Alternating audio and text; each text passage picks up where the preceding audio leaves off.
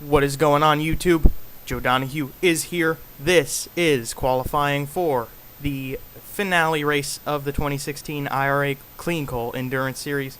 Not alone in the booth today. Got two wonderful goobers over there. One of them, usually here, Matt Faust. What? I'm never here. What are you talking about? And joining me for the first time this season in the booth as well, David Land is here today. What are you talking about? I'm always here. No, these two they're doing things. Wasn't even planned. That was perfect. Good Yeah, job, David. yeah. I was just like, I'm just gonna follow his lead and just say whatever. Perfect. You follow my lead. I'm gonna go get a bagel. I'll be back. Okay, I'll get the cream cheese. Alrighty, so with that, what we're doing, qualifying, pretty simple. You should understand. Cause it's the finale and we're getting hyped for Woo, it. hyped. So here is the group. What is going on? Basically a 10-minute free-for-all session for these cars to go out onto the track and qualify. David Land did this with the IRA IndyCar World Series last year. And That's still hopefully coming back at some point, by the way. don't give up on that. He's still gonna do it eventually, maybe. I think it may go to a live stream setup. I think that may be the best way to do it. There's a little insight for you guys. And besides, I have to edit the Nazareth race still. You still It's on have the to editing bay. edit that? It's on the editing bay. I've just got to cut it all together. It's Yeah. ready to go, almost. See, ladies and gentlemen, this is why you don't put years worth of effort into trying to make your broadcasts look incredibly realistic, because then it takes 6 months to get them edited. Yep. but it sure does look nice at the end of the day. So, but whatever. We've got cars on the track right now. We got Buddy Poley in the Do Shine prototype crash challenge. Series car, and Buddy has not been very good. He's really just had some struggles on the road courses. He's definitely an oval ringer, as we've seen in IROC and the IRA World Series, by the way. And I think also the Brickles series. He's just kind of an oval course guy, so these road courses haven't really come to him as easily as some of these other guys. But of course, Watkins Glen is a NASCAR track, so you'd kind of hope that he performs a little better today, despite the fact that we're running the long course for the 16 minutes at the Glen. That is indeed correct. Now, Buddy did have a pretty okay start to the season. He got into the top half of Prototype Challenge twice or so, but has been dropping off since. Like David said, he's more of an oval kind of guy. That's completely understandable. There's people who are good at ovals and road courses and in-betweens, and then you got, after that you got David Land, who accentuates that very well. Yeah, he's kind of that guy. I don't know who he is, but he's kind of one of the road course ringers, I would say, in the IRA. Dominated this series last year. Has not had the success this year. I think that's more of kind of a BOP issue, but we won't talk about that too much. Otherwise, we'll have a sports car roar. Here's Brandon Burt. I think I haven't seen much of him this season. It seems like Perez has kind of been the dominant car out of the Corvette stable, at least in prototype this year. But it's nice to see him out on the circuit, and he's obviously looking to capitalize on a win here at Watkins Glen. Absolutely. Yeah, Brandon Burt has not been the lead guy, except for Sebring. He did win Sebring, but aside from that win, he's been lurking. He's still within contention, and I do believe he's actually the points leader coming into the... No, that's not right. He is not. Obviously, Ian Perez is the current... I was about to say, hang on a second. No, but he is really close, actually. Ian Perez has had some poor luck recently, and at this point, David Land does not know, but last time, when we were in Daytona, he had... No, sorry. Kai Lamy is right. That was 2 races ago. Ian Perez had a really bad problem with the bodywork on that car coming off, and he had a pretty tough day there. So he has lost his ground, but he is the championship leader coming into tomorrow's race, I should say, not today's. Way to fill me in on everything that's going on, despite the fact that the races aren't public yet. You saw Ian Perez really cowboying it out of turn 1. We're not really sure what the track limits are going to be like in this race. If we're going to see a lot of cars going off at turn 1. like they usually do in real life. But here's going to be the problem spot today, I think. If we get through here without a major crash, I think we'll be very lucky. The bus stop, particularly on this version of Watkins Glen, is a big bugaboo, and I have a feeling when we get 3 or 4 Daytona prototypes going in there side by side, we're not going to have them all coming out on the other side. Yeah, it's going to be interesting to see what the race holds for us. We do have some of our first, actually we're like halfway through the session and we've got our first cars across the line.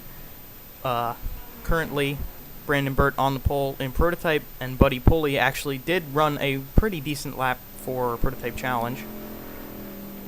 Yeah, we're seeing Graham. Oh, go ahead, Matt. The rest of these guys better focus on getting out on the track pretty soon. Time's going to be out for them shortly.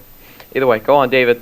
I was just going to make a point about Graham Riley. It seems that the Starworks Riley BMW is the kind of the third tier in the prototypes, at least in terms of the car combinations that are available. I don't think we have any Ford Rileys, so obviously the Corvettes seem to be the combination to have. I believe they have both Coyote and Dallara chassis.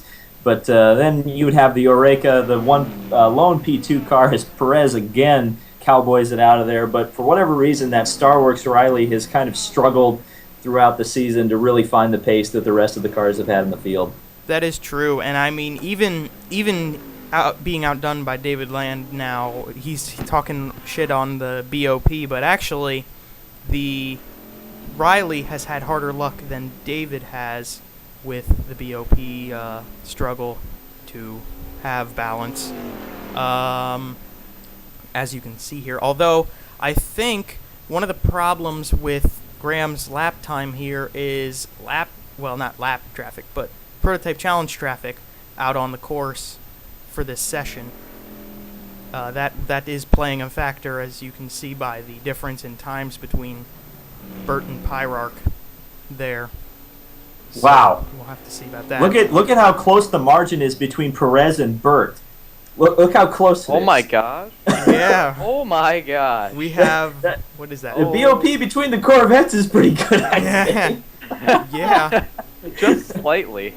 Holy smoke. on, That doesn't get much closer than that, folks. Well, you look at the difference between Tuck and Cummings at the top of prototype challenge. You only got 4 10,000ths. Wow, the spec cars are less close than the open formula here, as we have David Land at the bottom of prototype right now. He was held up by one of the prototype challenge cars. I believe that was Cummings in the Martini Star entry. Yeah, he got held up by Cummings. You can tell by the distance. Are we all out? Boggs is coming around. Aiden Shepard is coming out. They should both Shepard is really going to be close. Yeah, Shepard's going to be risking not getting a qualifying time in. Boggs will be okay. Boggs is fine here. As he comes out. I'd like to talk about Kyler Boggs. He had that unfortunate placing at Kailani, I believe. That's when he was a lap down, if I'm not mistaken. Yeah, him and Perez had trouble at Kailani. Right. He was a very fast car. Obviously, he was lap traffic, so he has fresher tires. But still, I mean, he pulled away from the field. I mean, he was like third in the running order, quotation marks around that, because, he's a lap down. But he came back, took his lap back within like 2 laps. So definitely a very fast Action Express Corvette. Yeah, it Boggs. Appears that. Oh yeah, go on. Go ahead. No, I was just going to make a point of the livery. I believe, if I'm not mistaken, I'm going to look like a big moron if I get this wrong, but I believe that's a Brian Clausen tribute livery, is it not? Well, it was, and it turned into a Daytona tribute livery to the sports car race at Daytona, and I forgot to change it, so it's going to be that for the final race. No problem. Makes the Action Express cars a little bit easier to differentiate, even though this isn't an Action Express car because it's the 2014. We got 2 Action Express cars and. I did change that. I did change that. Oh, you did? Okay. Yes. And, yes, now we are really close to the end. Aiden Shepard will probably get his lap, but... Yeah, he'll get it here, unless he spins out. Burt and Boggs, the 2 Action Express cars, are I don't know what going to be is. easier to differentiate than probably expected. And here comes Aiden Shepard for his qualifying time at the last second for 47 race tech. Woo! Now, is he starting his lap or is he running his first lap here? He is starting it. So we will follow Aiden Shepard around the course for the final time in the session to see where he turns out. No no traffic at all for Aiden, so he just gets to run a smooth lap here.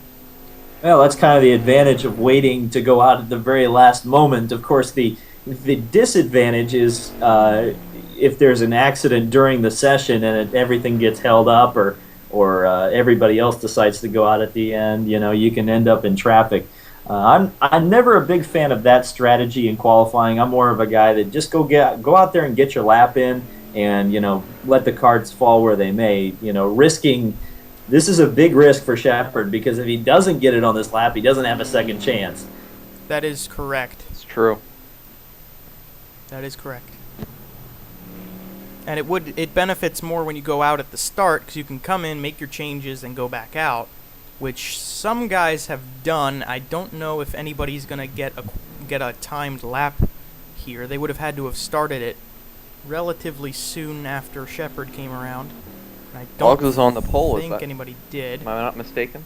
I do Boggs. believe Boggs will be the pole sitter in Prototype. Prototype Challenge, we'll have to wait and see if Shepard can Unless there's somebody else out there. I'm not sure if I'm pretty sure everybody just kind of went out and did a lap and came back in.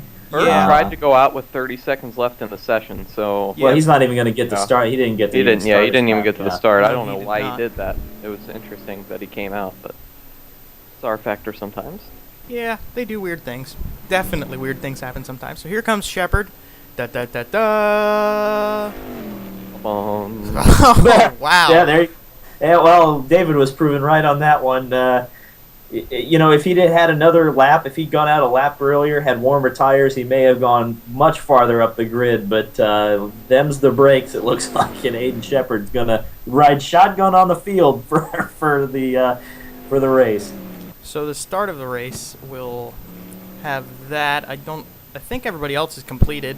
Oh wait, no, Buddy might get a lap time in. We'll have to see here. I'm not sure if he came out when he started. Moment of truth. Will Buddy get? I don't know if this will even It's count. either this or not. Nope. So he That's did starting not. I don't think anybody did. Pretty sure Tuck did not get to the number. Nobody. We got any types out there? P cars? Anybody out there? I'm in. No, Riley. This is a Riley. lap. This is legit. It No. was not. So I think we're good. Everybody's qualified. All Boggs will get the pole for Prototype. How about that? Well, he was all by himself, not held up by traffic. As you can see, clearly probably had a little bit more rubber on the track and was able to eke out just 0.2 of a second over Burton Perez, who were, for all intents and purposes, tied for second place. Yeah. So that is Basically. Prototype. Prototype Challenge, on the other hand, we have Matt Tuck on the pole. He had a small margin as well, actually. He's only 0.005 of a second. Yeah, Matt Tuck, I think this is the first time we've actually seen him on the broadcast, so major prop. That's what we call going under the radar. Well, yeah, for today, he is...